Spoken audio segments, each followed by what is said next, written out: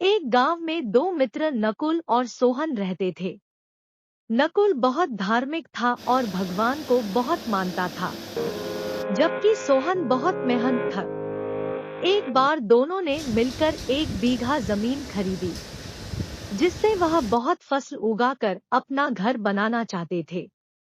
सोहन तो खेत में बहुत मेहनत करता, लेकिन नकुल कुछ काम नहीं करता बल्कि मंदिर में जाकर भगवान से अच्छी फसल के लिए प्रार्थना करता था। इसी तरह समय बीतता गया।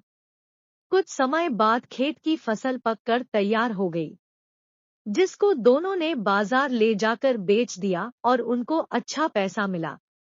घर आकर सोहन ने नकुल को कहा कि इस धन का ज्यादा हिस्सा मुझे मिलेगा, क्योंकि मैंने खेत में ज्यादा मेहनत की है।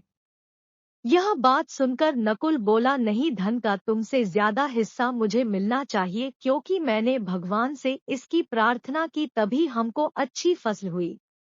भगवान के बिना कुछ संभव नहीं है।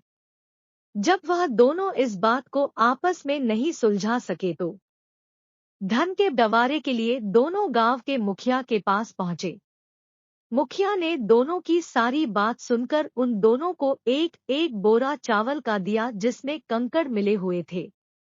मुखिया ने कहा कि कल सुबह तक तुम दोनों को इसमें से चावल और कंकड़ अलग करके लाने हैं, तब मैं निर्णय करूंगा कि इस धन का ज्यादा हिस्सा किसको मिलना चाहिए। दोनों चावल की बोरी लेकर अपने घर चले गए। सोहन ने रात भर जागकर चावल और कंकड़ को अलग किया, लेकिन नकुल चावल की बोरी को लेकर मंदिर में गया और भगवान से चावल में से कंकड़ अलग करने की प्रार्थना की। अगले दिन सुबह सोहन जितने चावल और कंकड़ अलग कर सका उसको ले जाकर मुखिया के पास गया, जिसे देखकर मुखिया खुश हुआ। नकुल वैसी की वैसी बोरी को ले जाकर मुखिया के पास गया। मुखिया ने नकुल को कहा कि दिखाओ तुमने कितने चावल साफ किए हैं। नकुल ने कहा कि मुझे भगवान पर पूरा भरोसा है कि सारे चावल साफ हो गए होंगे। जब बोरी को खोला गया तो चावल और कंकड़ वैसे के वैसे ही थे।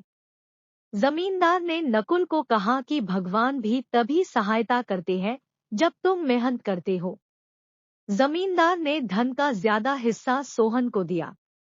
इसके बाद नकुल भी सोहन की तरह खेत में मेहनत करने लगा और अब की